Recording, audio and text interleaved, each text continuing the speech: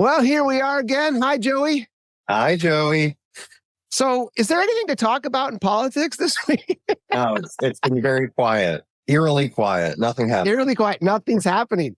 Another thing on the left, which we can dive into. As you know, I've been a longstanding reader to the New York Times, and there was yet another journalist who came out and wrote a book. And we've referenced a couple of those previously, but Nellie Bowles wrote a book recently called Morning After the Revolution, Dispatches from the Wrong Side of History. And it's a really quick read. I know you didn't have time to read it, but it's cool. On the back, here's what she wrote. It's been a little while now, and it might be hard to remember that it was ever any different. But remember the pandemic and the rage. Remember many of us isolated on our phones, on our computers, the stock market strangely rising as the government sent money flooding into the country. Remember that during all of this, there was a murder. The death was filmed. It went viral. In the shadow of that pandemic and that murder and that money, American politics went berserk. Liberal intelligentsia, in particular, became wild with rage and optimism and fresh ideas from academia that began to reshape every part of society. The ideology that came shrieking in would go on to reshape America in some ways that are interesting and even good, and in other ways they are appalling, but mostly in ways that are, and I hate to say it, funny. As only Nellie can do it. If people don't know who Nellie is, I want to make sure that they understand she is a San Francisco native, old school liberal, lesbian, not a rhino, not someone who hates the left. Her book is well crafted. It's very well written. It's witty. It's very typical Nellie prose. I loved it. And she is not bitter. She actually talks about, like, I'm still liberal. I still love my friends on the left. I feel the same way. I'm like, I love my friends too. I think they come from a good place, but some of these policies are just, too much. The identity politics of it, as an example, how identity has taken over. And, considering it's Pride Month and you're a beautiful member of the G, the G category, the alphabet people. Yeah, can I get your take on this? Because we have not talked about this. How big does the alphabet people thing get? Because I think it's about 40% of the alphabet at this point now, right?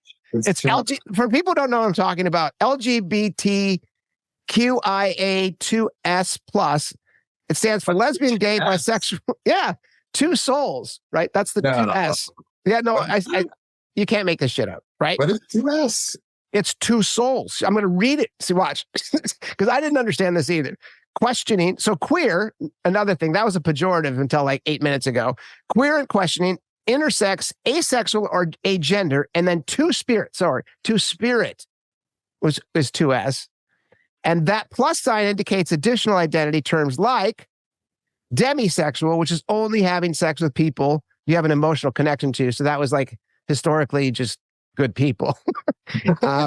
Pansexual was any identity of gender, which means you just will have sex with anything, which I can understand that. Asexual, which is random sex with unknown people, which was like most dudes in colleges. Unknown people. So just, again, anything, really. Just anything, yeah. And so like there's all these names and it's too much, Joey. It's too much. It's not a monolith.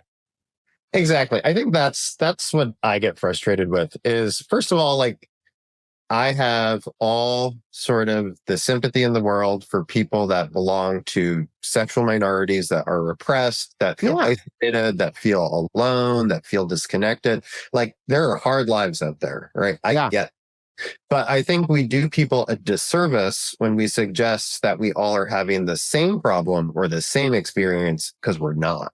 Like, I am a gay man that deals with my sexual orientation. Orientation is not the same thing as identity, right? So I understand my journey, but I really don't understand someone that's going through a different journey. If you're a trans person or whatever like that, I have not had that experience. And so for all that stuff to be conflated, I think is not helpful. I think part of it, because I've had, these are sort of fraught conversations, right? And even you have them with friends in the community, so to speak, right? And you raise these sorts of issues, I think there is a point rightly made, right? That like, well, we've sort of made some progress, and so like we should help those who haven't necessarily made some progress, which I again sort of sympathize with. But at the same time, I think again, they are different issues. Progress will mean different things in different ways. And you're also starting to see a regression. Like for the first time, there's a poll that takes place every year looking at American attitudes towards marriage equality. This poll's gone on for like 20 years. This is the first year that there has actually been a regression. Like we have lost points, right? Yeah. And you think we've had marriage equality for for about a decade now. A decade, yeah. Which is pretty amazing. And it was codified, right, a few years ago by Congress. The Bostock Act, right? I mean, that was also part of the trans, like that. You guys came up with that as as gay people, and that was part of what protected trans people. And now that's where I think the incongruity of gays, lesbians, trans. To your point, you don't have the same goals. They're not the same goals. And again, it's like, it's not as if you don't want to be helpful or like, but it's not helpful toward progress to act as if it's all like the same thing, right? And to expect for people to all sort of like come around to it in the same way. Like in many ways, progress with marriage was made because it was sort of modeled and people could see it, right? And it was understood like, okay, this is truly not a threat, and this is a stabilizing force, and if people want to be unhappily married like everyone else, like why the hell stop them? Go for it, right? So I don't know, it's frustrating because I think that like many things with the left, right, like it's like well intentioned, but it's totally screwed up, and I think counterproductive towards the greater goal of progress here. So I think so too. I mean, did you ever watch Dave Chappelle's Closer? It was the stand up on Netflix that got all of the flack for being transphobic or anti-trans. No, he did a really great, as only a genius comedian can do. He talks specifically about a car, and he's like, "Well, in the car, you have a gay man, a lesbian, bisexual, and a trans," and he goes, "Well, so the gay guy, he's been down this road before, so he's going to drive, right?" So he gets in the car and he's driving, and then he's got the lesbian that probably doesn't get along with. And I told you this off camera, but I was the best man in a gay boy ceremony, and there weren't a lot of lesbians, and I made that joke because there just weren't. And then I was the best man at my lesbian friend ceremony, and there weren't a lot of gay boys there. So it's like, you guys don't cross pollinate, as a group specifically because, we're all gay, so we're all exactly the same. And he did such a great job of making fun of this monolith that really doesn't exist. And then he made the kind of joke where there was a trans person that, "Hey, can I get in the car?" And she's like, "Yeah, but you may not be able to stop for a bathroom for about 4 states," right? It was just like those. The genius of it was that you can't put everyone in that same car. Exactly. That's it doesn't work. And I think that's where the identity politics of it, and the alphabet people, because they always say, well, it's kind of like the people of color, mantra now. And so people of color and LGBTQ need to be da-da-da-da. And you're like, okay, yeah. What do you mean by that? Like, they're not. It's also when the left just, thinks that like, if you have any question or inject any nuance or struggle with something, you are automatically a bigot, right? And it's like, right. Like these are complicated things. They haven't been around, they haven't necessarily like been in quote unquote, like the mainstream of culture or for people to understand it. And so people are trying to kind of wrap their heads around some of this stuff. And that's okay. And like, you need to give people like space and grace to have conversations and ask questions and try to understand stuff. Like that's how progress is made. Right. Yeah. But there's this like dogmatic expectation on the left that unless you just like hook, line, and sinker, yes, I accept anything and everyone in every form or fashion and whatever the hell, whatever you want, lest I offend you. It's nuts, and it's why there's such a visceral reaction on the right to it, and why the right successfully taps into it and exploits it politically, which then becomes like a tragedy, right? Because then, like, all of a sudden, like, there's like 7 trans kids in Utah, and there's suddenly a political football, right, between the left, right, and like these parents are just trying to take care of their kids, and it's just like, leave them alone, let them figure it out. Like, as a conservative, that's my view. Like, leave these kids alone, let their parents figure out how they want to parent and raise their kids. God bless. That is not my problem. That is your problem. You figure it out. But this idea that like we all have to just salute is just so damn frustrating. Well, I think that's why I like Nellie's book so much. As a reporter, I can tell you that I reported on a lot of the same things she talks about in her book. She talked a lot about the name game, how we're renaming things in our culture. She talked about harm reduction policies here in San Francisco, which is one of her favorite cities, which we don't need to get into at too much length, but that the ideas behind, let's just say, liberal orthodoxies. If you are a liberal and you agree with 8 of them and you don't agree with 2, you're then kicked out of the club. You have to agree with all of them. Yeah. And if you don't, so the orthodoxy is very strict. And I can say, and I can only speak anecdotally, but I've been reading about all of these reporters. Tom Cotton's op-ed started a firestorm, Right. your buddy, in the New York Times, because he called for the National Guard to be brought into the BLM riots. And there were, at the time, on a Slack channel, there were 800 people, and this is on Barry Wise's reporting, and this was her resignation, because she worked for James Bennett, who was the editor of the op-ed team, who kind of jumped on that grenade after the Tom Cotton op-ed piece was published, and then they apologized profusely for publishing it, which was insane to apologize to begin with. And then James Bennett resigned. Op-ed was even about, I don't even remember. It was about BLM. It was about bringing in the National Guard for BLM riots. Okay. Which, no matter how you look at it, it wasn't a piece that shouldn't have been published. But there's no gray area there anymore. I mean, in hindsight, that's kind of what Nellie was talking about. We went crazy after the murder of George Floyd. And there were 800 people on Slack talking about that piece, specifically Black people and people of color were saying that their lives were now in danger based on this piece. And then Barry chimed in, and then she got, death threats, and she was called a Nazi, and she was called all these bad things. And so she left with a very powerful resignation letter and a very powerful stance. And then she, for those who don't know, Barry Wise and Nellie Bowles started the Free Press, which is a very powerful Substack, not even a Substack anymore. It's a really big media company that is doing great reporting. I don't even know how you'd categorize it in comparison to the New York Times, but it's heterodox in its thinkers. It has a lot of really good writers, Douglas Murray, Coleman Hughes, Walter Kern, just a virtual who's who of writers and thinkers. And so she started this. So the good news, the New York Times does kick people out that go and do good things. And then there was Adam Rubenstein, who was a new journalist who came in, and during his first day, they asked him something about his favorite sandwich. And his favorite sandwich was some hoity-toity $19 sandwich.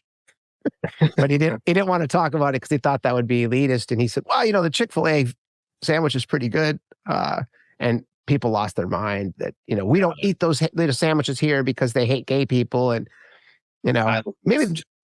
I'll say this too. I actually got into it this is a couple years ago, and I was in a mood. And so someone was going off on Chick-fil-A and how homophobic it was, and they were doing conversion therapy and all this. So I looked it up, and I was like, I don't know. The founders are Christian, and so they had some issues around that. And I was like, no, they have some retrograde thinking on gay marriage and things like that. So I don't agree with it. But then I just did this on purpose. I said, but it is a fucking great chicken sandwich, right?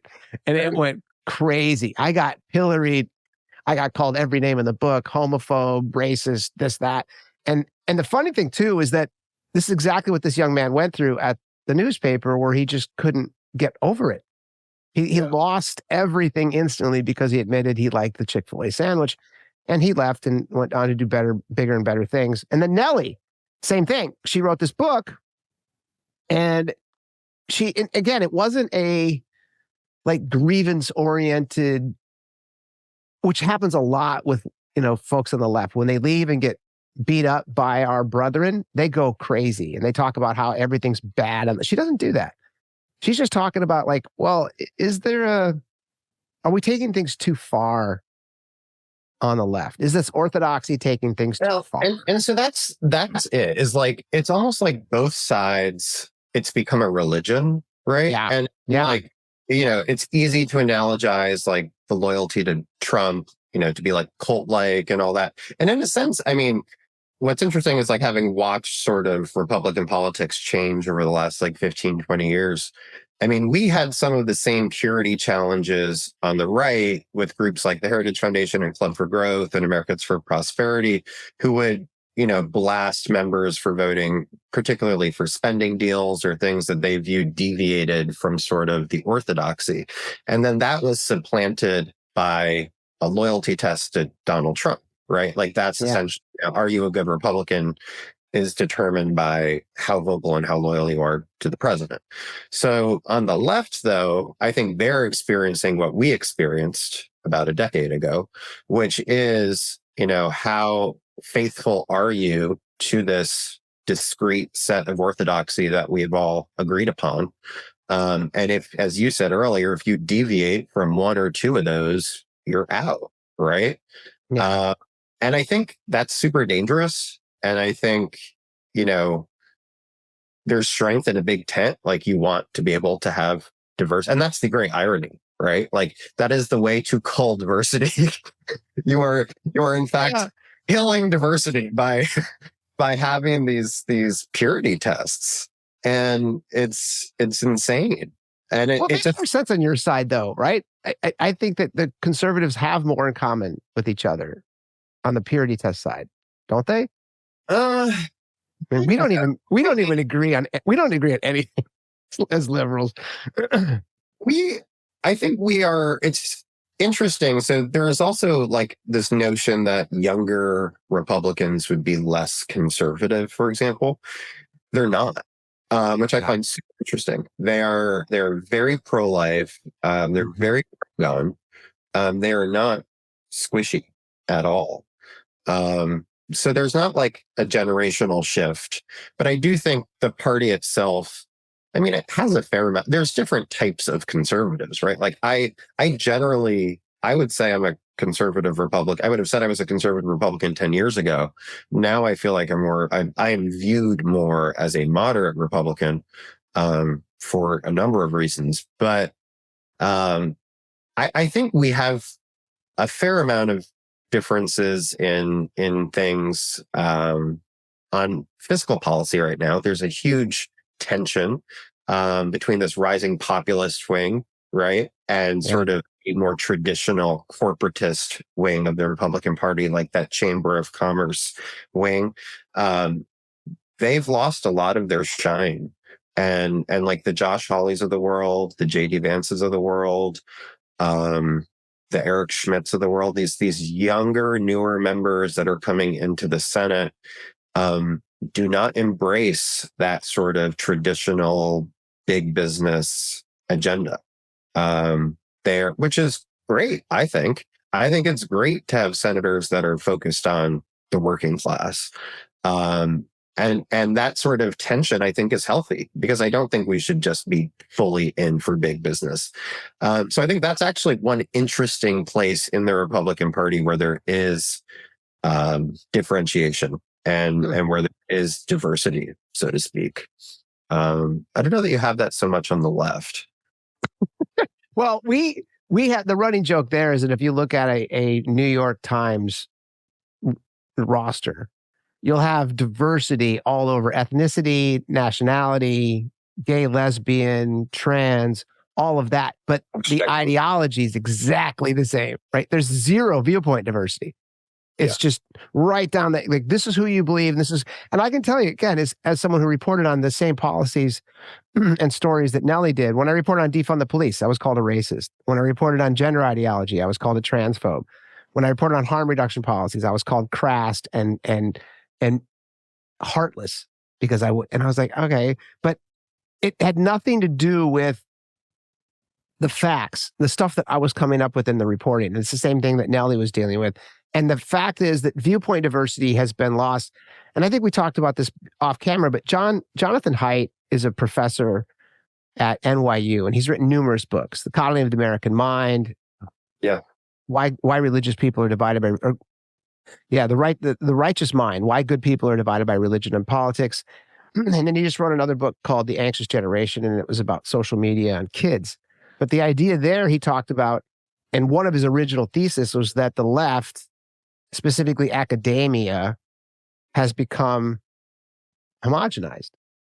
It used to have peer-reviewed anything. So if you were a professor, which he is, and you wanted to write a really cool paper about psychology, which he's a social psychologist, he then would have his peers review his work. Yeah. And be like, no, Dr. Haidt, you missed this one or you missed that one. And and the neat thing about that was during I think it was the 80s, he said, there was a 2-to-1 or a 3-to-1 ratio, even at colleges like Berkeley and Stanford. So you'd have 3 liberal professors for every 1 conservative professor. And then in certain fields like humanities now, it's up to 20-to-1.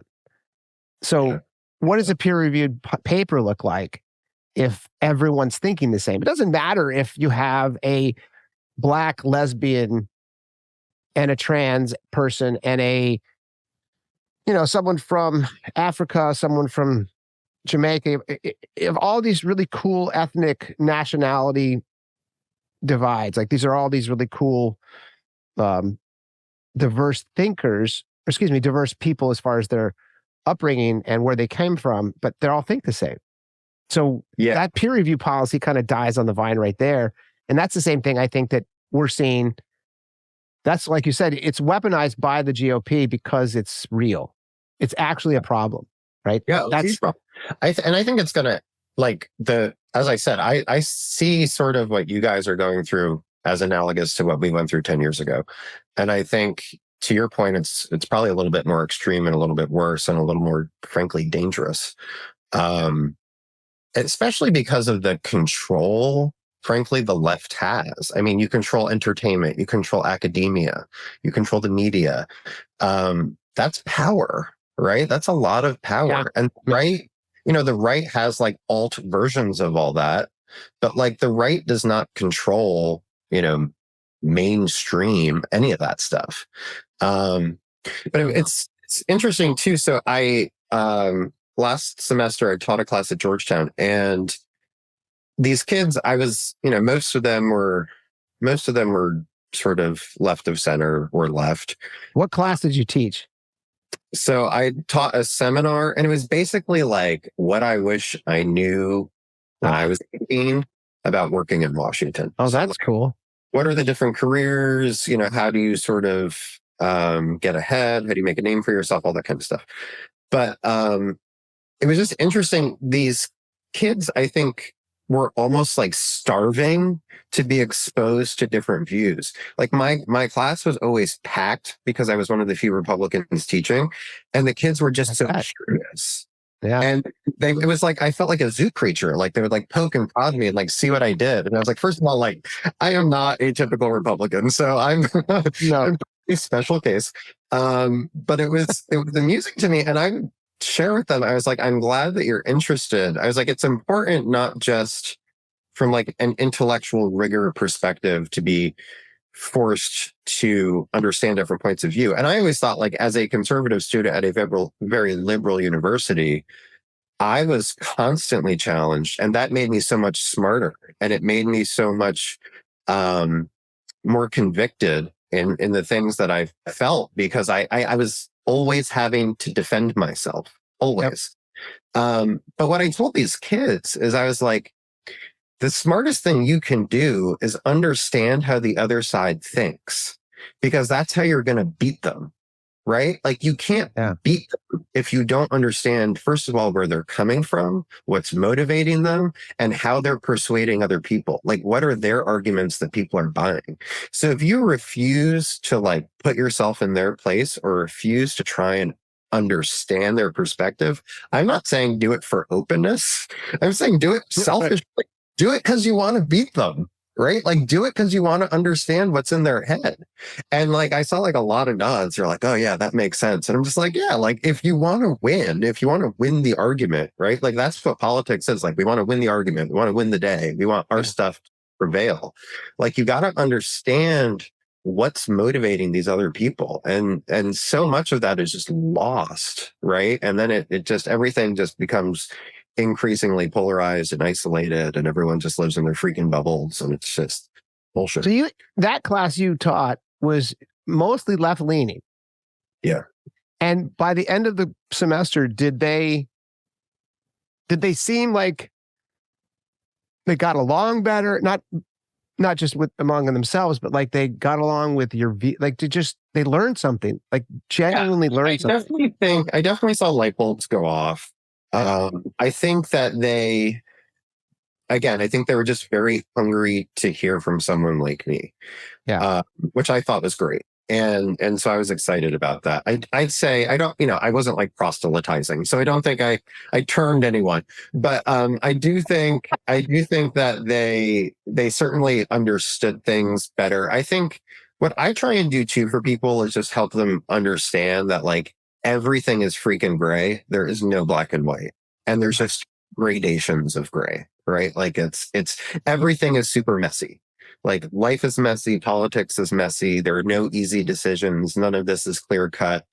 And so I just try and muddy it for people, because that's what we exist in, and that's how you sort of make change. Because when, again, trying to move them off this like radically progressive mindset, it's a maximalist approach, right? It's not only do you agree with me 100%, it's like I'm only going to support the solution that's 100% of what I want, and I am not going, like, gone are the days of taking the half loaf, right? Yeah. And I'm a huge believer in incrementalism. Like I think that is really how most progress is achieved. Now, is that like always the case? Like, should civil rights be incremental? No. Like there are certain things, right, that require transformational change, and you just have to do it. But generally speaking, like most policy, the best way you're going to make progress is in small bites and taking your wins and racking them up. Otherwise, 20, 30 years can pass and your shit's going nowhere, and the people you care about are, suffering. So anyway, that's my TED Talk. Well, it's not a surprise. And the reason I ask, because, there's about 18 million college students in the United States right now. And I think it's 14 or 15 at public and 5 private. And so you look at that, and there was 2,300 kids arrested during the Hamas-Israel conflict debates. And so like the media just went crazy on this. And so everyone thinks that all these college kids are nuts, and that they're all, and they're not as a group. I mean, that's an infinitesimal amount, 2,300. It's 0.001, whatever it may be. And that's why it's neat, because when I talk to young men and women too, I call them kids all the time, which I have to get over.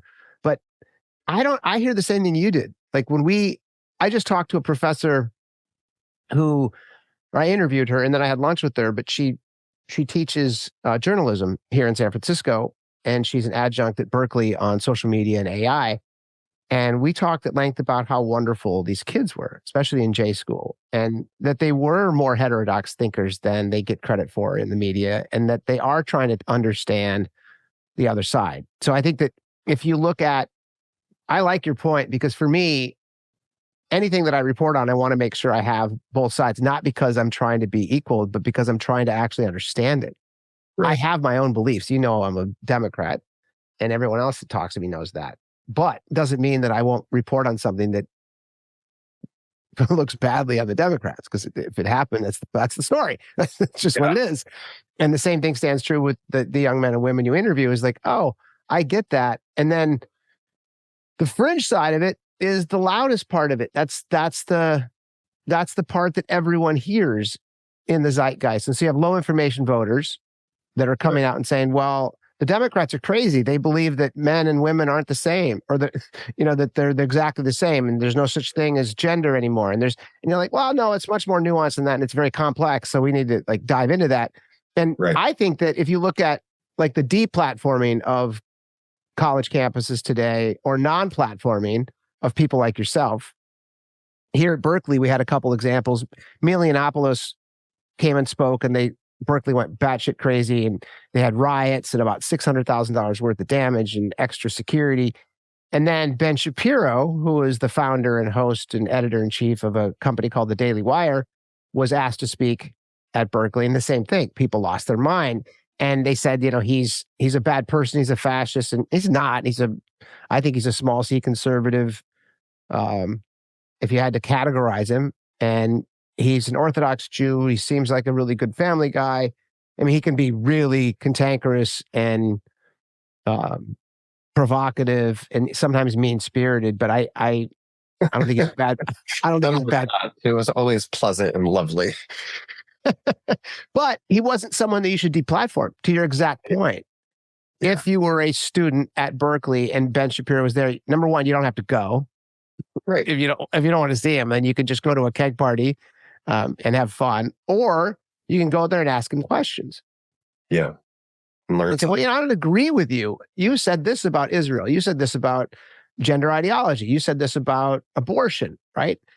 And I do feel sorry for the people who get up and try to debate Ben Shapiro with their phone in their hand because they can't even remember their question. Like, if you can't remember your question, he's not the guy to debate publicly. Right. Because he's done his homework. He's a very bright young man. Yeah, don't just go after him. They don't want to engage. Like, they don't want to engage. They just want to scream. But to your point, the youth, I mean, there was a new poll out, I think last week from Harvard or something, about priorities of where young people are. Again, it's kind of like a big annual poll I think they do. And like the top 3 issues were like the economy, inflation, jobs. Yep. Right? Like climate, the war overseas, all this stuff that like student loans, those were like 13, 14, 15. Yeah. Way down. Like the Israel-Hamas conflict was 17 out of 18. Yeah. They didn't give a shit. I mean, I shouldn't say that, but yeah, it wasn't even in the top 10. Right. So but to your point, like it's just it's so distorted to what these kids actually care about. And the truth is they care about getting a job, right? Like they want to go make some money.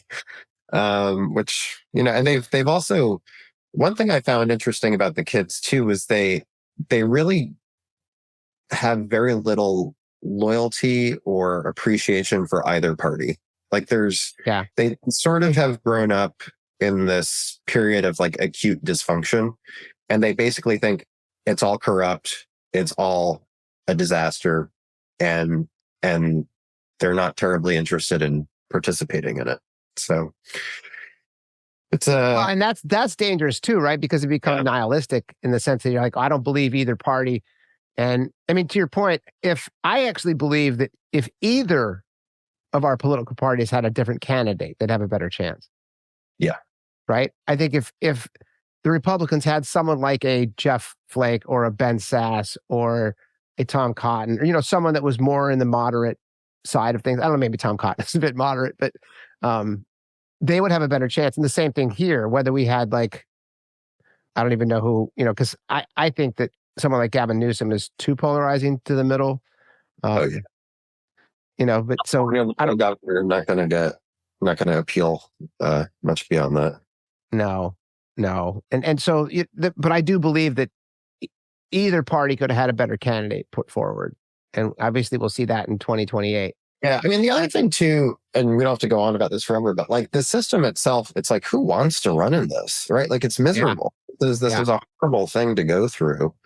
And there are good people that put themselves forward, but it's just like the shit you go through, the shit your family goes through. And it's kind of like, for what?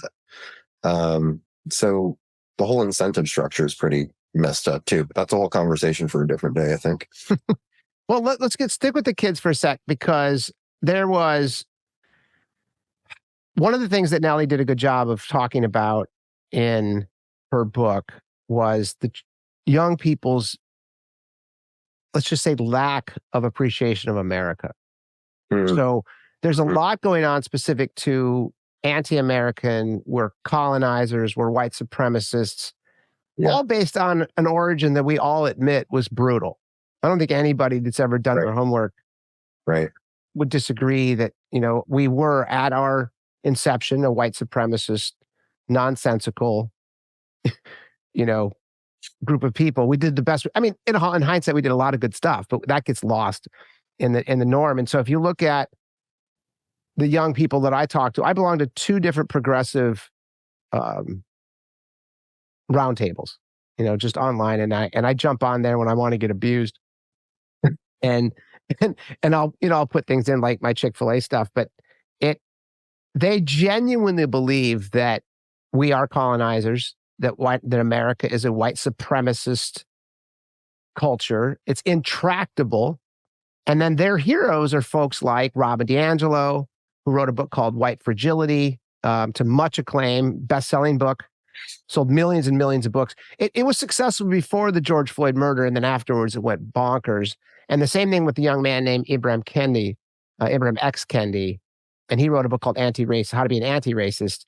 And after the George Floyd murders, he got approximately $45 million to start an anti-racist foundational research center at Boston University. And these two, again, I don't have any, I can't speak to their origins or their intent. But they both say things that are unbelievable if you posited white, black, Chinese. It's when they say things like all white people are racist, which they do, and it's in their vernacular, it's in their literature. Maddening.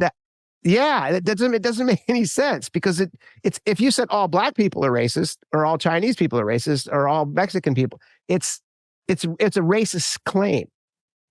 And so you're seeing that, to me, is pretty scary, specific to a lot of our statistics in our culture today as it relates to America. Like, are we proud to be Americans? And then there's a bunch of young kids. I have some. Okay, so here's an example. 42% of 18 to 24-year-olds in the U.S. now say they are extremely or very proud of America. 42. Over a decade ago, it was 85. Wow. Right? I mean, that was a Gallup poll of 2023. So that's from 2013 to 2023, just 10 years, we lost half. So, and that's us. That's for that, right? Like, where is that left? Yeah. Well, it's us, right? The young people that I interview, I don't interview, the young people that I have interviewed, but the people that I jump on these progressive chat groups, they will not celebrate things like 4th of July. They will publicly talk about that. Does this shit come from schools, or is this information that's independently sought? And so this is from schools. This is why Glenn Youngkin won in Virginia, right? This is why parents lose their mind. And that's sort of what's frustrating is like, parents are correct to be concerned about what's being taught in their, like, that is not misplaced.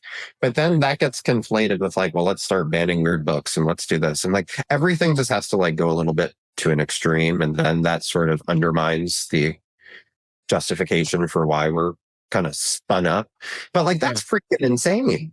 I mean, that crazy stat is insane. And if I were, I would lose my shit. Well, that's part of the discussion around academia. That's why I mentioned Jonathan Haidt, because I believe he's onto something specific to this younger generation. And he talks about 2014 being that tipping point. Social media, these kids, these digital natives kind of grew up with social media in their face. This is what, not only do they hear at school, it's reinforced in their cliques and in their social graph, the sites that they choose to be on. And then, let's just look at this, because this was it from President Biden's commencement address at Morehouse College a month ago. Okay, this is from our president of the United States. This was his address. What is democracy if black men are being killed in the street? What is democracy if a trail of broken promises still leave black communities behind? What is democracy if you have to be 10 times better than anyone else to get a fair shot? I thought shot was kind of a weird term. Also, none of those things have anything to do with democracy, by the way. Democracy a way in which we form government, but that's fine. And most of all, what does it mean to be? So someone wrote the speech for him, by the way. I don't know if you know the person. No freaking sense. Like, not even what he's saying doesn't even make sense. No. To be a black man that loves his country, even if it doesn't love him back in equal measure. If black men are killed on the street, we bear witness. For me, that means to call out the poison of white supremacy to root out systemic racism. This was a commencement address to a black college, right? Now, to compare... A lot of hope in there. A lot of hope. Well, I was just like, oh, God. And this is the far left orthodoxy, by the way. This is our fault, not my fault, but like my party's fringe, right? They are purporting this stuff. So this is Obama's speech from 2014. Over the past same college, by the way, Morehouse College. Mm-hmm. Over the past 50 years, barriers have come tumbling down and new doors of opportunity have swung open and laws and hearts and minds have been changed. So the history we share should give you hope. The future we share should give you hope. Right. Your generation is uniquely poised for success, unlike any generation of African Americans that came before it. There are some things as black men we can only do for ourselves. One of those things that all of you have learned over the last 4 years is there's no longer any room for excuses. I'm sorry, I stand corrected. That was 2013. So his message was clear. It was full of charisma and optimism, taking on responsibility for your life, taking on additional responsibility, which, you know, a lot of good conservative folks talk about this. Anywhere from, you know, Ben Shapiro talks about that. Jordan Peterson talks about that, taking on responsibility. And I teach this to my young boys, right? I always talk about, it's not about you. Your job is to be able to take care of yourself first. That's your first job, but there's many more. Then is, can you help provide? Can you help with your wife or your partner provide? And then can you bring children into the world and help those little bodies get better? And then can you be a functioning and vital part to your community? Right? Those are all things about responsibility. And I think that that's where Obama did a really good job comparatively. And that's the same school, 10 years apart, President of the United States delivering a commencement address. That's an example. And obviously it's anecdotal, but that's why these young kids, I shouldn't come again, young men and women are not happy about America anymore. Because if you focus on all the nonsense that we did, you know, that our founding fathers owned slaves and that they were somewhat, you know, they had sex with outside of their marriage. And I mean, we could go all the way into that. Martin Luther King was his hero in many ways, but he wasn't, you know, the most loyal husband, right? Are we going to just poo-poo everything he did because he was, you know, he had that going for him? I mean, like, that's kind of what scares me most about this fringe element on my party is that they are powerful. Yeah, no, it's insidious. And I mean, it's like the miracle of America is that despite all our problems and despite the sins in which we were conceived, right? Like we have still been the single greatest force for good and prosperity that the world has ever known and will ever know probably, right? Like the amount of just not even from like a pure power perspective, but just the amount of good the American people do for other people, right? Yeah. Through philanthropy and good work and research and science. I mean, like we have changed the world in so many positive ways. And for all of that to just be categorically disregarded is the elevation of a lie. Right? Like it's not even magnifying our warts. They're literally like feeding a counter narrative that is freaking false. And that is dangerous, right? Like to teach these kids that yes, we have been, you know, imperfect. We have had problems. We have had really serious problems. We still do. And we're working through them. But like America's a pretty damn special place. And people should remember how lucky they are to have been born here and have the opportunity. So, you know, I'm hopeful. I don't think all these kids are the same. I think, you know, but I do think to your point, there's a larger societal problem here. And I think it really starts in these schools. I think it really does. And why you start to see this quiet revolution of parents that I think was really heightened during COVID, right? Yep. And the way schools operated and dealt with that. And it doesn't help to have like Fauci testifying this week saying he just like made up these regulations and didn't know what the hell he was saying. I mean, like this shit, that's what, again, where people lose their minds. Like when you know, I wasn't really cheering on Marjorie Taylor Greene and her, Just kind of hard to cheer on, but yeah, wasn't going there. But I was, you know, as a citizen who believes in science, but was also locked down for 3 years, like I was, you know, pretty frustrated by some of the stuff that I was hearing from that hearing. So I think people are right to be, you know, angry and all that. But look, we're still the greatest opportunity there is. And you know, it's not perfect, it's messy. But politics is messy. And I think back to our original point, and then we can probably shut up. But I just do worry that politics for too many people has become religion, right? And religion is dangerous because you can't argue with people about religion, right? Like religion is religion. It's not a question of nuance or persuasion, whereas politics is about persuasion, right? Like you can issues and things like that are you're supposed to be able to compromise. You don't compromise on your religious beliefs. You're not supposed to. It's your religion. And so when politics have become religion, it's that sort of puritanical nature comes into play. The dogmatic nature comes into play. There is no compromise. There is no progress, and it becomes totally tribal. So people need to get a life and realize that like there's like, you know, get out of Twitter, go sit at a baseball game or something, do something normal and realize that there's more to life than politics, and politics just happens to be the way we organize ourselves, and we'll figure it out. Well, that's a really good place to close on, dude, because I'll give you this. It's exactly what I think you talked about as a adjunct professor. And it's something that I've dealt with personally on the street interviewing people. I rarely come across someone who's mean in person. And I don't think you do really either. Obviously, we love each other. We sit on different sides of the aisle. There are not that many people that are that cruel face to face, right? Twitter isn't real, right? It's not real. It's not real. It's not real. It's not how it works. And I think if we can just actually start to talk as a group, there are many good Republicans out there. There are many good Democrats out there. There's fringe on both sides that don't deserve a lot of our attention. And the sad part is the fringe is getting all of our attention on both sides of the aisle. I mean, most people are trying just to get through the day and not keel over and hope they don't kill their spouse and that their kids go to bed, right? Like life is hard. Like just everyday life is hard. Yeah. And this is just all bullshit, right? So anyway.